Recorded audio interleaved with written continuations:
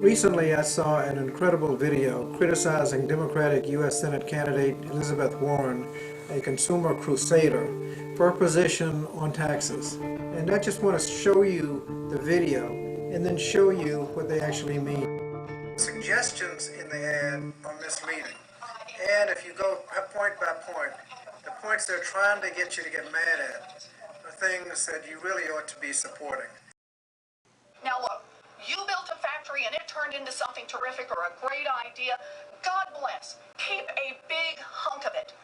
But part of the underlying social contract is you take a hunk of that and pay forward.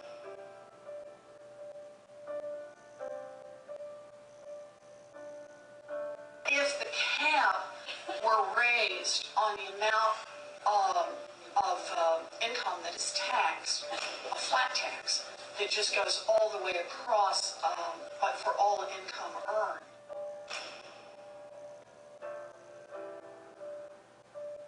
So I'm a believer in that we need healthcare reform. I supported what we did. I would like to have seen, in many ways, I would like to have seen more. You built a factory and it turned into something terrific or a great idea. God bless. Keep a big hunk of it.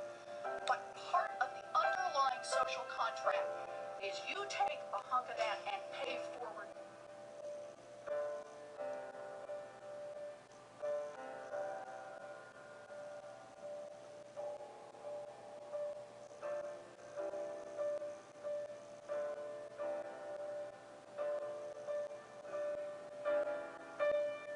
This is a values question.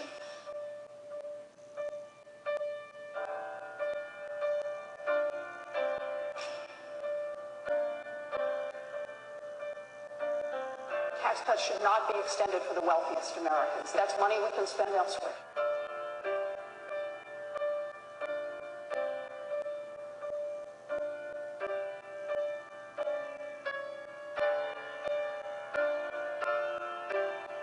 This ad, produced by the Republican Party for the Commonwealth of Massachusetts, outlines what our challenge is. They're trying to scare you into opposing Elizabeth Warren, a consumer crusader, by suggesting that she's going to raise taxes. Most of those taxes, the average person wouldn't be paying at all. They are protecting oil companies, hedge fund investors, and people making over $250,000. And trying to get people who are struggling to find a job or keep a job, trying to get health care, trying to scare them into supporting the oil companies, investors, hedge fund managers, and people making more than $250,000, and opposing the person who's fighting for the average hard-working middle-class person. Let's go over this point by point to see what they actually were talking about. Now look, the underlying social contract is you take a hunk of that and pay forward. Elizabeth Warren is suggesting is if you benefit from society, the investments made in education, the investments made in transportation, the investments made in the economy, that if you benefit from it and make a lot of money, you should contribute to make sure that others have similar opportunities. That's not a bad idea. We have tried to frame a law which will give some measure of protection to the average citizen and to his family against the loss of a job and against poverty-stricken old age.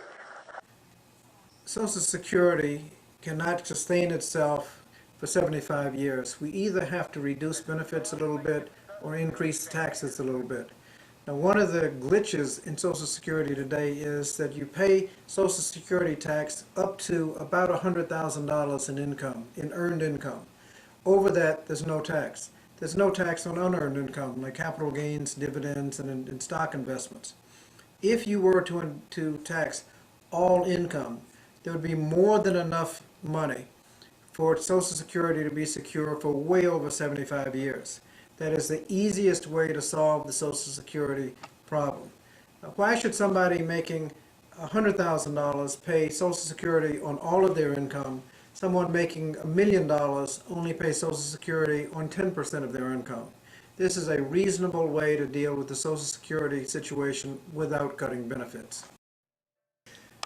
The Buffett rule, a simple rule that says that someone making over $1 million a year should pay the same marginal tax rate as everyone else. This would cause a slight increase in taxes, only $46 billion over 10 years. But you have Warren Buffett, who has famously indicated that he pays a higher percentage tax on his income than his secretary does. I think most people recognize that as not right. Right now, Warren Buffett pays a lower tax rate than his secretary. And her billionaire boss, but pays a higher tax rate than he does. Masonic paid a nearly 36% tax rate. Buffett, who made $62 million that year, paid less than half of that.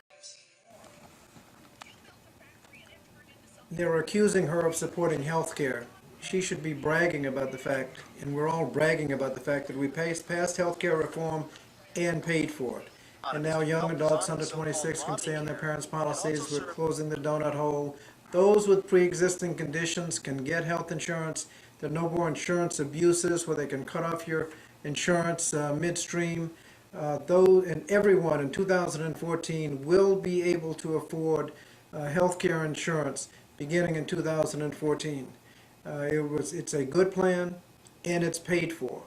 In stark contrast to the prescriptive drug benefit, which was passed by the Republican-led Congress without paying for it at all. It just went straight to the deficit. We're fiscally responsible, and health care. Everyone is entitled to health care, access to health care insurance, and that's what the health care bill did. The war tax is a suggestion that if we're going to fight a war, we ought to pay for the war as we go. That's what Elizabeth Warren has suggested. What we have now is a situation where we essentially fought two wars. At the same time, we're giving tax cuts. Our courageous soldiers, sailors, airmen, and Marines were out there fighting, and we were enjoying tax cuts. If we're going to be in a war, everyone ought to be sacrificing. I can't believe that they listed this one.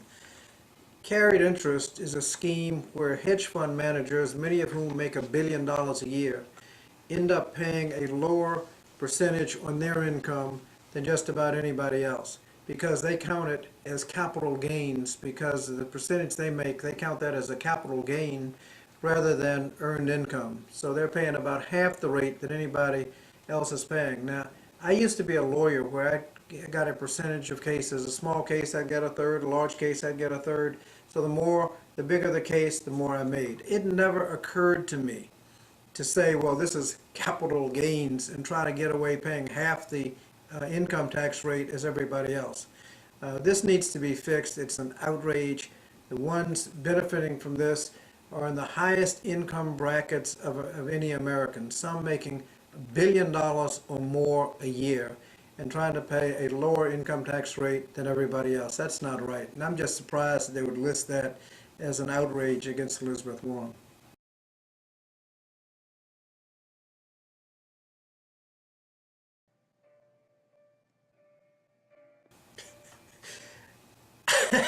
I'm surprised they list this one too. This is the $4 billion a year that go to oil companies, the most profitable businesses in America today, making billions a year.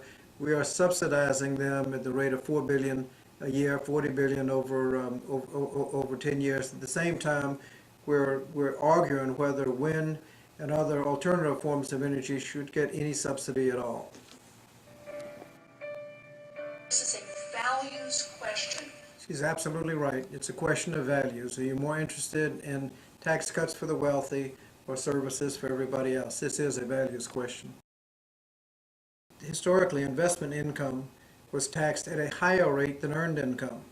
In the 1960s, if you went to work and made a living, you would pay no more than 50% of your income on income taxes. Dividends were taxed at about 70% of income. The earned income was the tax-preferred income. Now, after years of helping the wealthiest in our nation, the investment income is actually taxed much less than earned income. So if you're working in the shipyard and your spouse is working as a nurse or a police officer, and you make $70,000, and your next door neighbor sits at home and makes $70,000 on stocks and bonds, they pay a lower income tax rate than you do. Maybe it should be higher, but at least it ought to be the same. If they paid the same income tax rate as everybody else, then we would have an additional $900 billion. It's a question of values. Should someone sitting at home making money on investments pay the same rate as somebody that works hard for a living? I think so. What was your reaction when George Steinbrenner died and avoided $500 million worth of federal taxes because the estate tax is in effect right now? For decades, the exemption on the estate tax when you died, the first $1 million, $2 million for husband and wife, have been exempt from estate taxes. There are some people that want to raise the exemption to have it as high as $3.5 million rather than the $5 million exemption now, or $10 million a couple, would cost, over the course of 10 years, a little over $100 billion. Now the question is whether dead multimillionaires ought to pay a higher or lower tax. We have many challenges, and the financial strain of dead multimillionaires should not be high on the list. The question is whether or not the Bush tax cuts that were primarily responsible for putting us in the economic ditch and running up the deficit that we had ought to be extended for that portion of your income over $250,000. There is no justification for it. People who are making more than $250,000 made a lot more money after taxes during the Clinton administration because their investments were going up so much than they're making now with the stock market during the Bush years with a lower tax rate, essentially stagnant. We should allow the tax cuts to expire. We have challenges. We're trying to balance the budget, and the last thing we need to do is extend the tax breaks on that portion of your income over $250,000. Now, the suggestion is to extend the taxes on that portion of your income under $250,000, so everybody would get a tax cut. That's hard to explain in itself because we're in a financial crunch. We need to try to save as much money as we can. So I would prefer that we don't extend any of the tax cuts. But to show you how hard that is, the Republicans are holding firm in the House and insisting not that we extend tax cuts for just $3 trillion, that portion of your income under $250,000. They want all of the tax cuts extended, even for the wealthy. Reasonable tax reform measures would produce $3.4 trillion in deficit reduction. Now, the Simpson-Bowles Commission had a goal of about $4 trillion in deficit reduction. Compare that to how Romney and Ryan would achieve deficit reduction. They would begin by more tax cuts for the wealthy, reducing those rates, reducing corporate tax rates, and then trying to make up $3.4 trillion plus their new tax cuts, with cuts in Social Security, Medicare, education, transportation, air traffic controllers, clean water grants, veteran services. Everything in government would be at risk if Governor Romney and Representative Ryan had their way. In fact, if Representative Ryan had his way, Mitt Romney's taxes would go not from the 13% he claims to pay so far, but down below 1% of his $20 million income. Elizabeth Warren's position is absolutely right. This ad, if you take away the drama and the music in the background, explains how we can reasonably achieve deficit reduction. And if you think of how much of that the average person would have to pay, it's not much, because most of it is corporate dividend, investment income, and other things that will produce enough deficit reduction to dig us out of the hole. I'm Bobby Scott, and I approve of this message.